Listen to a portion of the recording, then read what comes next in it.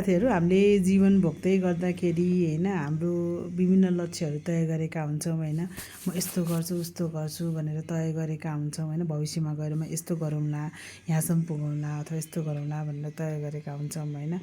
तर के हुने रहेछ भने मेरो अनुभव चाहिँ हामी बिचमा यस्तो यस्तो कुराहरूमा अल्मलिँदै जाने रहेछौँ होइन। जस्तै जीवनयापन गर्ने कुराहरू भयो, हाम्रो प्रोफेसनल्ली हामी विभिन्न कुराहरूमा अल्झिँदो रहेछौँ होइन।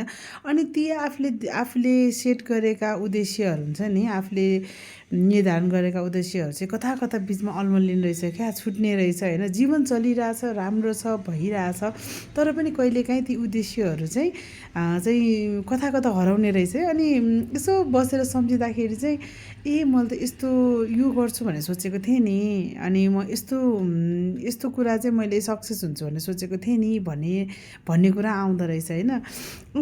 अनि मलाई के लाग्यो भने नि, हामीले आफूले कुनै समयमा सोचेका अथवा आफ्नो भविष्यको लागि सोचेका कुराहरू, जुन हाम्रो राम्रो भविष्यको लागि, उज्जवल भविष्यको लागि सोचेका हुन्छौँ नि, त्यो कुरालाई चाहिँ फेरि सम्झाउनको लागि अथवा आफूलाई त्यसमा चाहिँ केन्द्रीकृत गर्नको लागि चाहिँ आफूलाई झकझकाउनु पर्ने रहेछ। म कहाँ छु, के गर्दैछु, म के हुँ र केका लागि हुँ भन्ने कुरा चाहिँ आफूलाई सम्झाउनु पर्ने रहेछ क्या साथीहरू।